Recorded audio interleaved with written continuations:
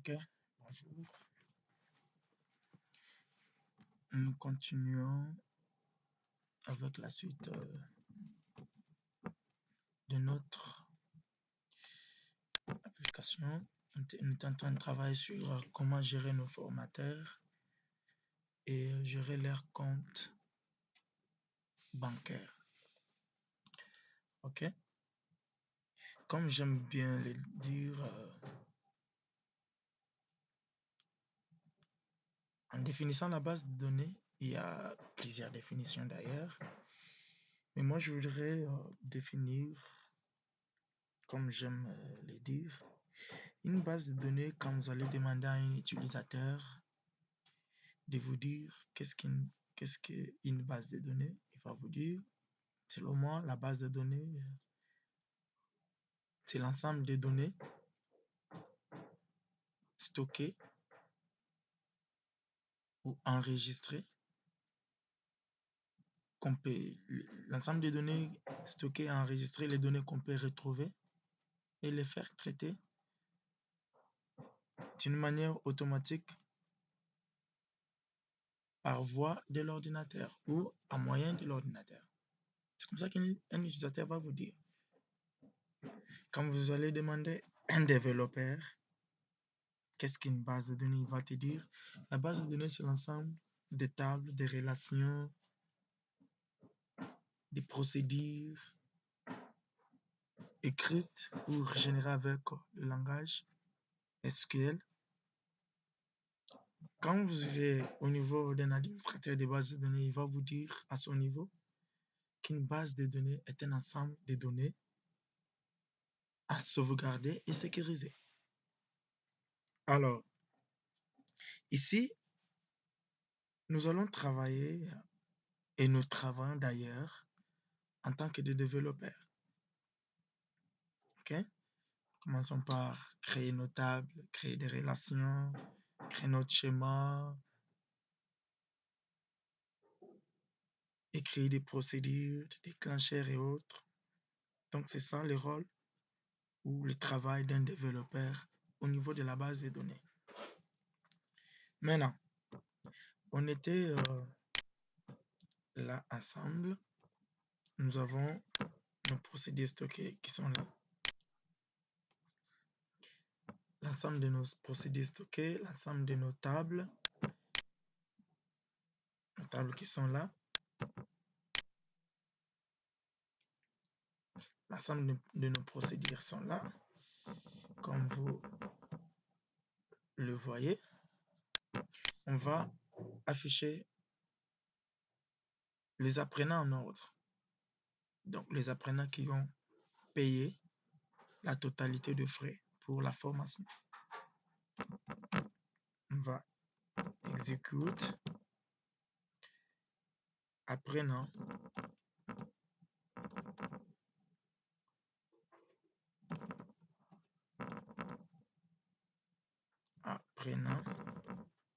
en ordre.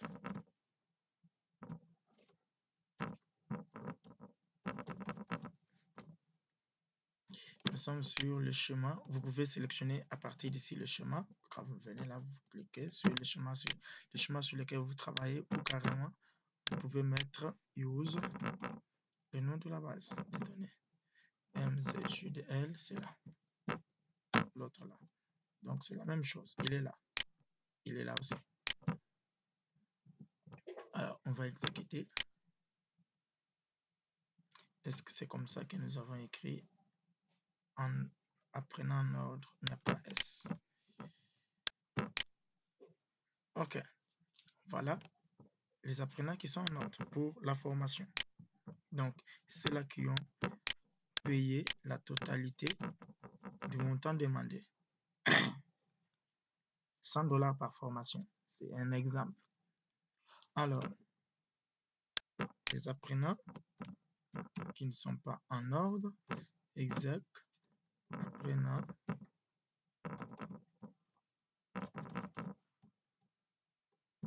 non en ordre. Il est là. On va l'exécuter. C'est ça les apprenants qui ne sont pas en ordre. voyez, il y en a qui ont payé $60, 95, 58, 65, 60 et autres. Alors, aujourd'hui, nous allons travailler sur le fait que quand on paye un agent, dernièrement, nous avons fait une procédure stockée sur le paiement des agents que nous avons nommé paiement formateur. On va d'abord afficher nos formateurs. On n'a pas encore fait la procédure qui affiche tous les formateurs.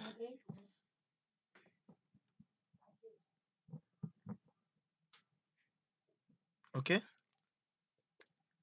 Formateurs. On les affiche. L'objet non on a écrit forme. Formateur. OK. Les formateurs sont là.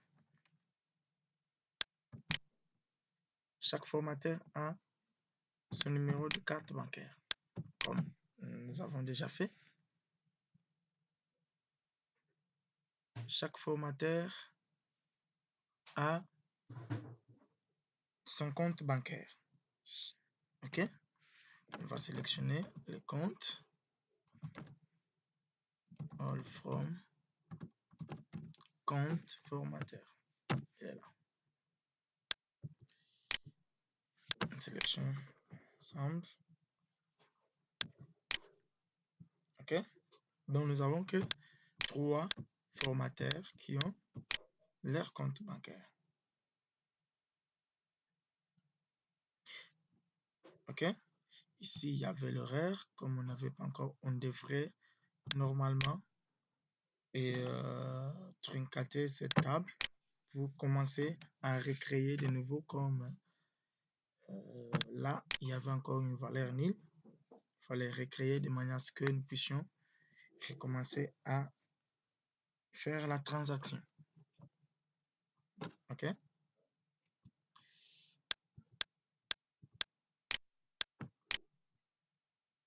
Qu'est-ce qu'il y a? OK.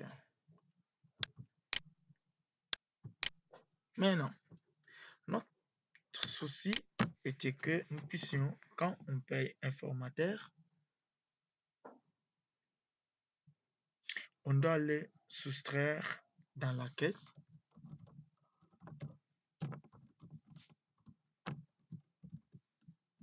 OK? On soustrait dans la caisse le salaire. La caisse est là.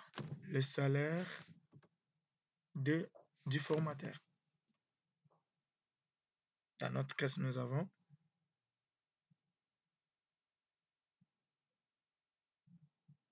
le montant qui est là.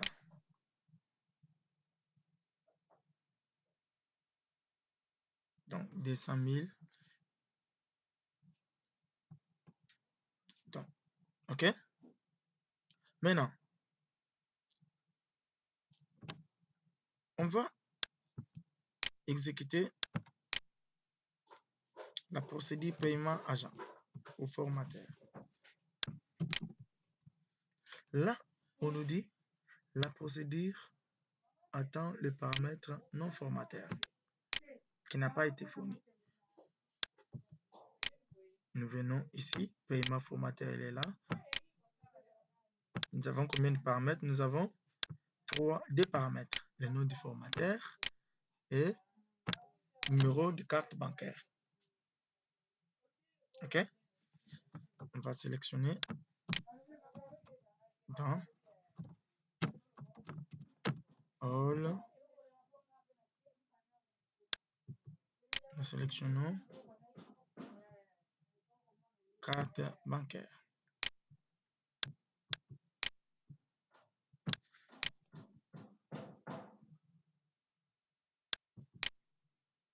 OK.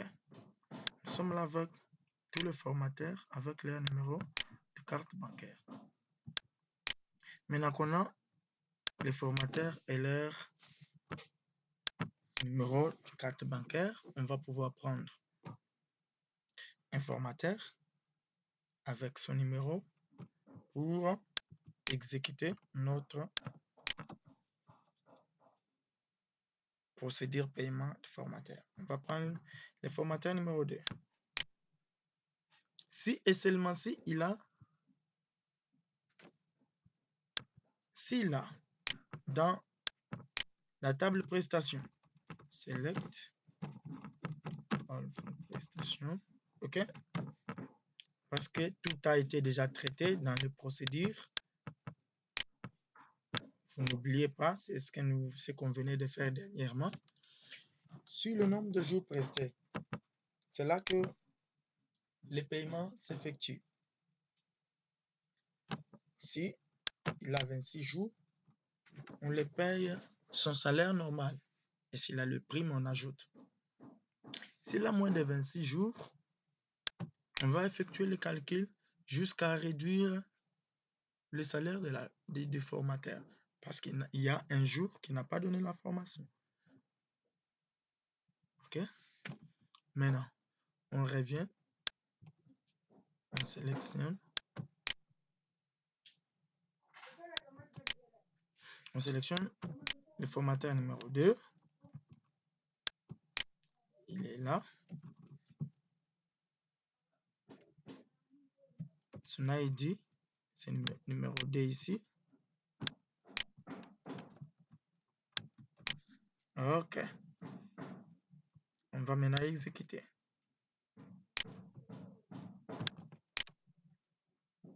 OK. Là, tout est bien. OK? C'est ça l'information. Tout est bien. Deuxième information, c'est qu'il y a décalage. Ça veut dire que cet agent n'a pas presté le nombre de jours qu'il fallait. Voilà pourquoi on diminue, on décale son salaire. OK? C'est là qu'on fait le calcul. Normalement, son salaire, l'agent, c'est l'agent Tibila. OK, l'agent en cours, c'est celui-là. Son salaire est de $1000. OK? Son prime est de $15. Maintenant, comme on est en train de décaler, on va additionner les primes à son salaire. OK? Et puis, on décale par le nombre de jours prestés. Quand on ira dans compte pour l'agent numéro 2, on a l'agent numéro 2. On l'a payé 946 $. Or, on devait le payer 1015 $. Donc, on a décalé. OK? On a décalé son salaire. De même, on va maintenant faire pour l'agent qui a 20 jours, par exemple. On va voir prestation. Ah, par exemple, l'agent qui a 15 jours. Combien on va les payer maintenant? Donc, vous voyez. On va prendre l'agent qui a... C'est l'agent numéro 7. Ou on prend carrément celui qui a 20 jours. L'agent numéro 6. On va voir dans compte, formateur.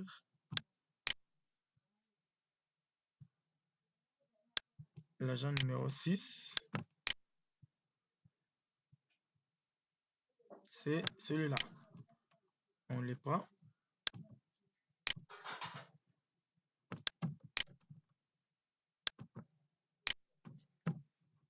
L'agent numéro 6.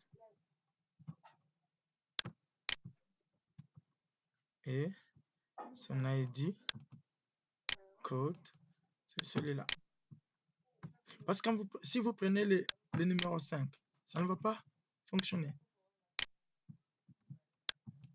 Il y a un message qui va sortir.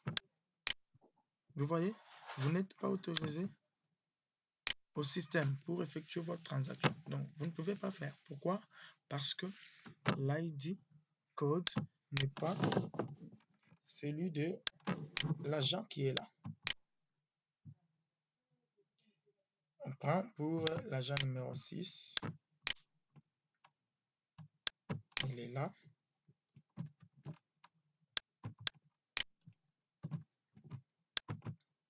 exécute. Exactement. Il y a décalage. Parce que il n'a pas fait tout le jour. Il n'a pas presté tout le jour. On va voir combien est-ce qu'on l'a payé. Parce que normalement, on devait le payer 910 $. 900 $ salaire plus 10 $ prime. Là, on va voir combien est-ce qu'on l'a payé. Vous voyez, on lui a payé 817 $. Donc 817,33 $. C'est ça son salaire. Donc on a décalé son salaire. Je ne sais pas si je me fais comprendre. Alors, s'il y a un agent qui a presté, comme cet agent-là, numéro 1, il a 1520 $. Pourquoi? Parce que lui a presté 26 jours. Quand nous partons à agent numéro 1, vous allez vous rendre compte qu'il a donné le cours. Il est là. Il a donné la formation pendant 26 jours. Donc, on l'a payé son salaire normal. Maintenant, notre souci ici, c'est que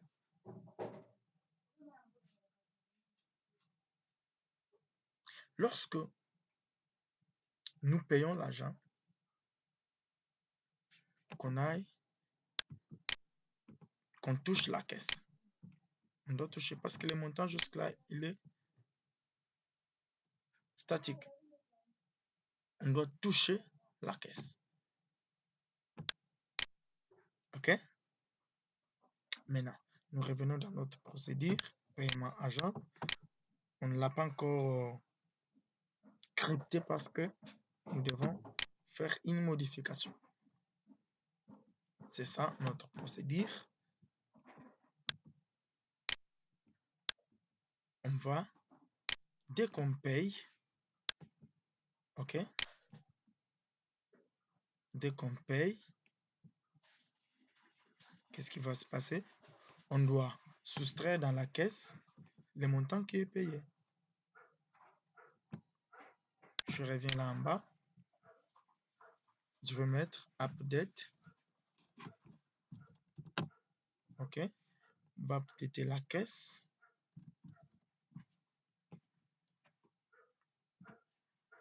OK. On va modifier quoi? On va modifier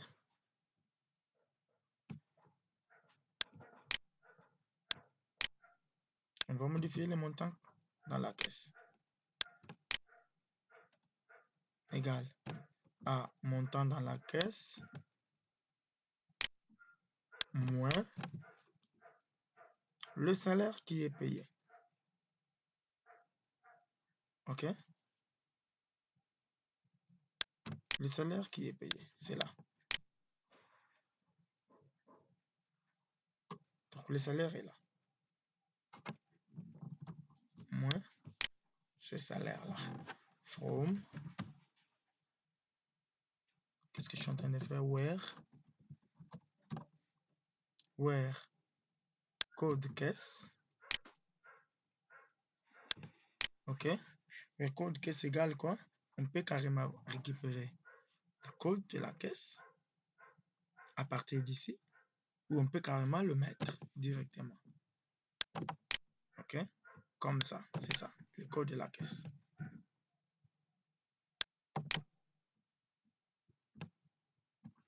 On peut le mettre carrément comme ça, ou on peut créer une variable à laquelle on fait appel à ce code-là. OK? Maintenant, on exécute cette fois-ci. La procédure marche. On revient ici. Dans la caisse, il y a ce montant-là. 2892 $. Maintenant, on va payer un agent ou un formateur. On va payer le formateur numéro 3.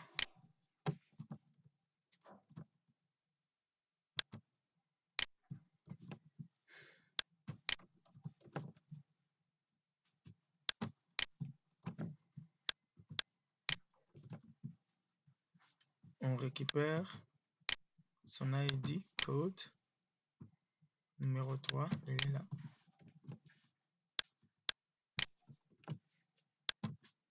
On procède au paiement. L'agent, on doit le payer 1000 $. Plus 15, donc 1015 $. OK? Alors, il y a eu décalage parce qu'il n'a pas resté 26 jours. On doit regarder dans le compte du numéro 3. Le numéro 3 est là, on l'a payé 946 $. Alors, ce montant doit être, on doit toucher la caisse. On doit toucher la caisse. C'est ce qui fait que quand nous partons dans la caisse, on a ce montant-là. Donc, automatiquement, quand on paye l'agent, on doit soustraire dans la caisse le montant. On avait 2892 $. Maintenant, nous avons 1946 $. Ce qui est normal. OK. Maintenant que tout marche bien, qu'est-ce qui nous reste? Ce qui nous reste, est-ce que quand tout le monde se connecte, est-ce que c'est tout le monde qui doit payer les agents? Non.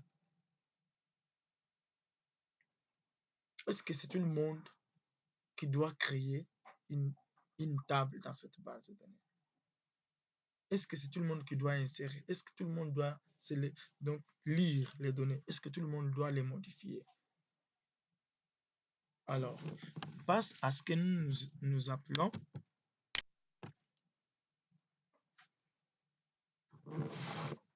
octroi de privilèges. OK? On doit octroyer les privilèges aux utilisateurs qui se connectent pour utiliser notre application. C'est ce qui fait que on quitte là. On est ici.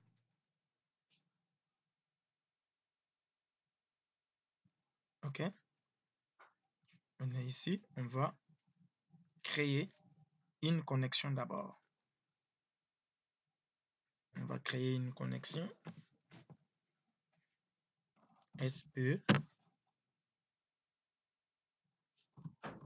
qui ajoute une connexion. OK? Comment est-ce que nous appelons cette connexion? Parce que là, en SQL Server, les connexions sont là. On vient dans sécurité. Les connexions sont là. Où est-ce que je suis? Ici. Les connexions sont là. Donc, quand on se connecte, c'est ça le nom de nos connexions. Maintenant, nous allons donner le nom de cette connexion. On va peut-être donner par exemple MZJDL.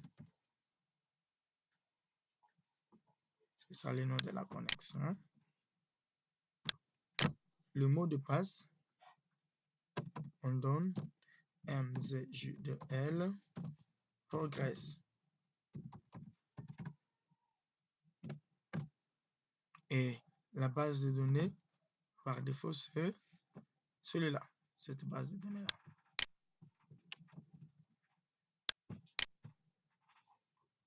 OK? Et puis on exécute. Nous avons déjà une connexion créée. On va actualiser ici pour voir. Nous avons MZJDL est là. OK? Comment le supprimer?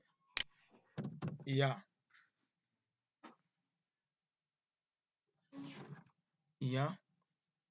SP, donc SP drop login drop login. OK? Le nom de login, c'est MZJDL.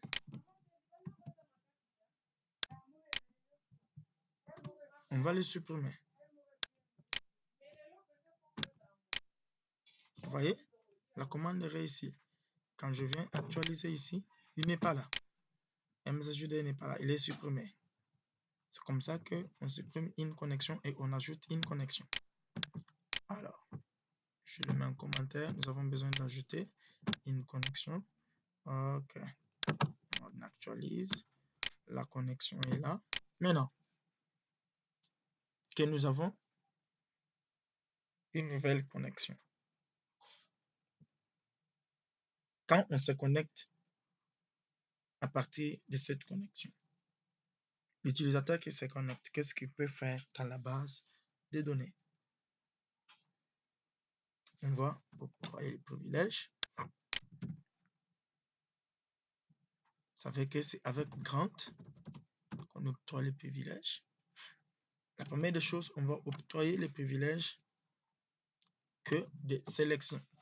Dans une table, on va octroyer les privilèges de sélection dans la table. Il ne doit sélectionner que dans la table formateur, par exemple, et formation. On vient là, on dit Grant, select, OK, on. On spécifie, parce que si on met select seulement, ça veut dire qu'il peut sélectionner sur toutes les tables.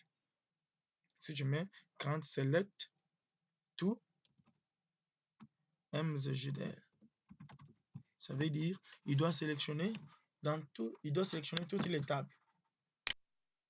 Or, moi, je n'ai pas besoin de ça. Je n'ai pas besoin qu'il puisse. On va essayer pour être trop pratique. OK? Alors, on vient se connecter en tant que cette connexion-là.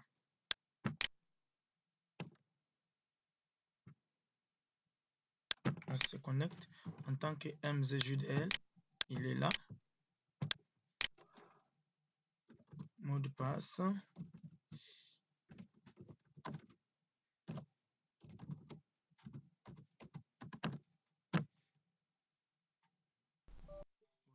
Qu'est-ce qu'il y a?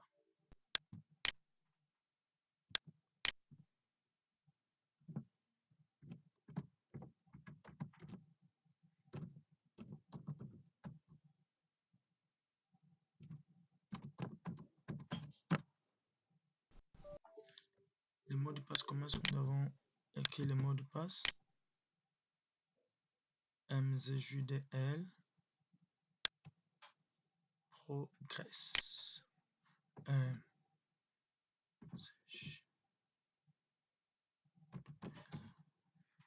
Progress.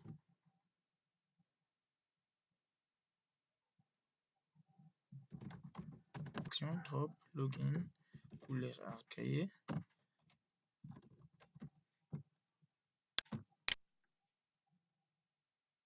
OK. On la recrée.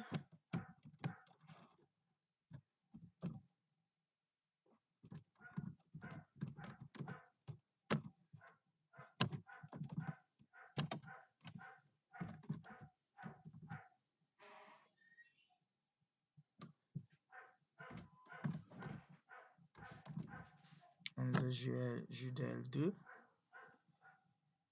2L mot de passe progress. La base de données par défaut MZJDL 2L formation. On exécute. Et dès qu'on exécute, on va lui spécifier le serveur de base de données SP Grant. Donc, lui donner l'accès quoi? Grant DB access MZJDL 2L MZJDL 2L. On l'attribue l'accès et puis on vient lui octroyer les privilèges. de sélectionner dans tout le table M, Z, J, D, L, D, L. Ok. Maintenant, on vient se connecter en tant que tel. On doit d'abord actualiser. MZJDL est là. On se connecte en tant que tel. MZJDL 2L. Mot de passe. On se connecte. Ok, cette fois-ci, ça va. Donc, nous sommes connectés cette fois-ci en tant que MZJDL2L, notre nouvelle connexion. Maintenant, on va travailler en tant que dans cette nouvelle connexion. Qu'est-ce que nous avons fait? Quand on va sélectionner les tables, vous allez voir.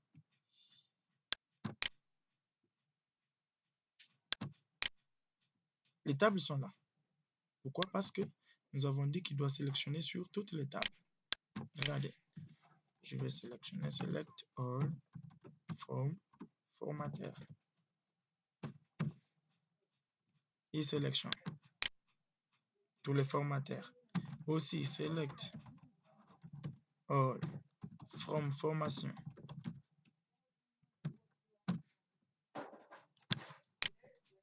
Il sélectionne tout. OK?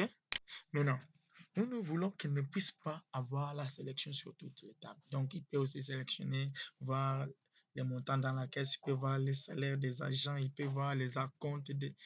Donc, tout le monde qui se connecte, non, c'est pas tout le monde qui doit avoir l'accès sur ça. Alors, qu'est-ce que nous allons faire?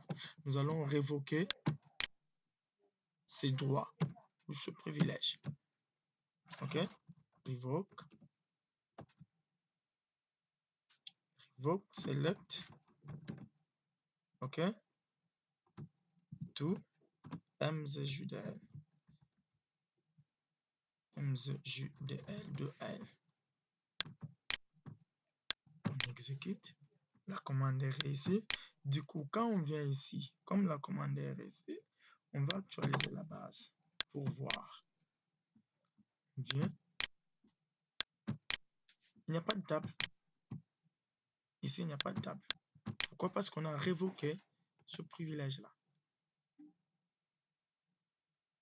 Alors, nous allons lui donner que les privilèges sur quelques tables. Ici, je suis en tant qu'administrateur. J'ai le pouvoir de voir toutes les tables, les modifier et faire tout.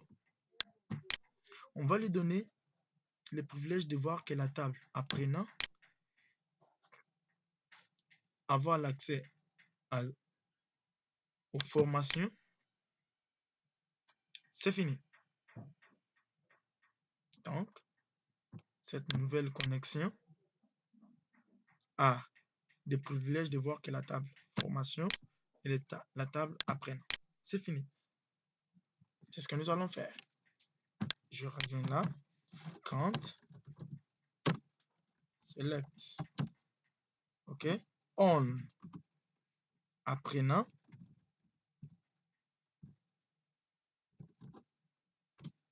On apprenant. Tout. Ce que je suis en train de faire. On apprenant tout. MZJDL 2L. On peut ajouter, on a dit table apprenant et formation. Formation. OK?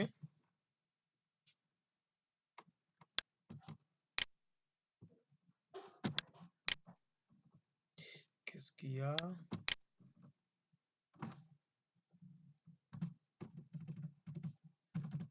On va d'abord exécuter. On va exécuter les deux ensemble comme ça. Formation. Je viens là. J'exécute. Commande réussie. C'est ce qui fait que quand on revient ici, dans le deuxième serveur, donc deuxième connexion, parce que c'est le même serveur. Deuxième connexion, on va actualiser cette fois-ci les tables. Vous allez voir qu'il n'y a que deux tables.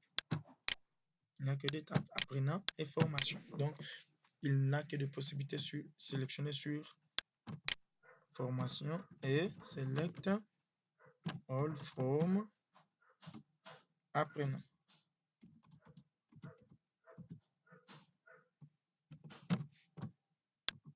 Il ne peut sélectionner que ces deux tables là.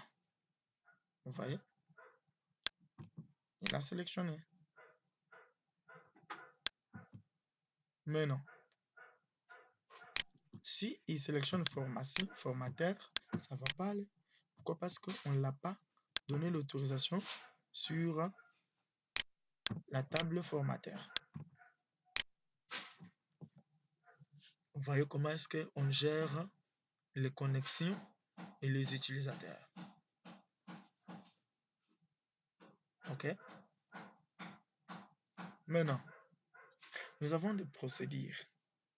Est-ce qu'il ne va se limiter qu'ici, on monte dans la première connexion, on va voir nos procédures parce que juste là, il n'a pas droit aux procédures stockées. Quand vous venez dans programmabilité procédure pour la deuxième connexion, il n'en a pas. Il n'y a que les procédures système. Cependant, dans la première connexion, il y en a. Dans programmabilité, procédures stockées, les procédures sont là. Est-ce qu'il peut aussi, MZJDL peut aussi voir les apprenants en ordre?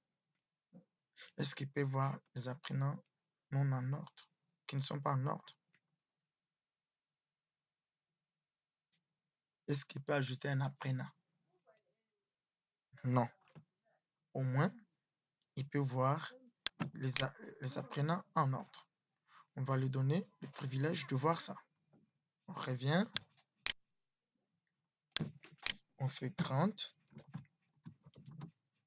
execute, parce qu'ici on exécute. La procédure stockée, on l'exécute. Execute on. Si vous ne mettez pas on, c'est comme si vous l'avez donné la possibilité d'exécuter toutes les procédures. On to mzjdl de L. On exécute.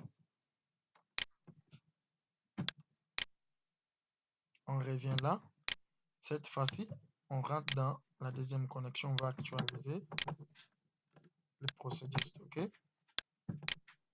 On en a une. Maintenant, il peut aussi voir les apprenants notes. Donc, execute ou exec apprenant note.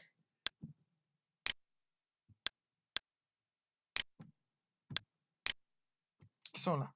Tous les apprenants qui sont là. Donc, c'est là qu'ils ont payé la totalité de frais pour la formation. OK? Mais, est-ce qu'il peut aussi voir les formations qui sont données par exemple, par tel formateur? Oui. Il a aussi besoin de connaître les formateurs. Donc, c'est toujours comme ça qu'on octroie le privilège. Donc, vous créez, avant d'octroyer les privilèges, vous devez vous rassurer que l'utilisateur a déjà un compte SQL Server. OK? Et puis, vous venez l'octroyer les privilèges. Vous pouvez révoquer ce privilège. Vous pouvez supprimer une connexion. Mais ce n'est pas fini. Vous pouvez en définir les règles. Vous pouvez créer les rôles. Donc, qu'est-ce qu'on entend par rôle? Ça veut dire plusieurs. Nous avons par exemple, dans notre entreprise, il y a 1000 formateurs. Alors, nous avons 100 formateurs qui ont le privilège de sélectionner sur des tables, par exemple. Alors, il faut créer un groupe et définir les rôles. Donc, tous ces 100 utilisateurs qui se connectent ont un rôle sélectionner, voir, lire, mais pas de modification. Il n'y a pas que sélection. Parce que ici, il ne peut pas insérer. Même dans les tables qui sont là, il ne peut pas insérer. Deuxième connexion. Il essaye d'insérer par exemple. On va voir. Il n'a pas le privilège d'insérer. On vient là. Il veut insérer par exemple. Parce que déjà, il y a une procédure pour ajouter un apprenant. Mais comme il n'a pas les privilèges, on l'a donné les privilèges que pour voir les apprenants nôtres. Donc, c'est difficile pour lui d'exécuter la procédure. De même pour l'insertion.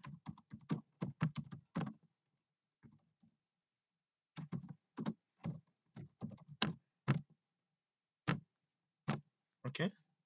Il va insérer les noms. Voilà. Poste nom. Prénom, adresse. Télé.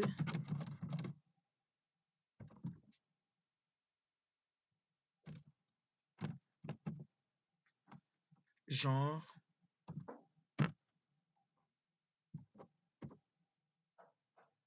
ID formaté par exemple de formation, deuxième formation. Par exemple, si il insère une ligne est insérée. Pourquoi? Je veux voir. On sélectionne dans apprenant. Où est les requêtes de sélection? Oh là là là là. Ici, je suis dans la connexion MZ, donc la première connexion. Il fallait que je le fasse ici. Il fallait que je le fasse ici. Oh là là là là. Je viens ici, dans la deuxième connexion, où c'est MZJDL. Parce que là-bas, c'est formation. Donc ici, c'est la première connexion, ça, administrateur principal. Alors ici, il ne peut pas insérer. Parce que l'autorisation, on ne l'a pas donné l'autorisation d'insérer. On peut lui en donner. On vient là, grant,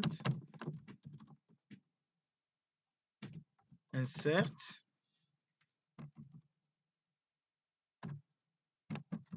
insert, on, apprenant,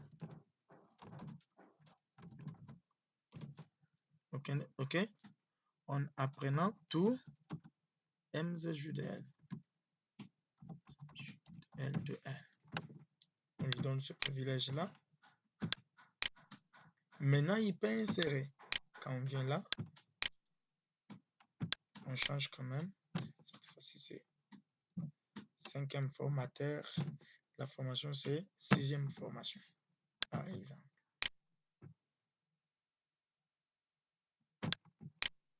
Une ligne est affectée. Maintenant, il peut insérer. OK? Maintenant, il peut insérer.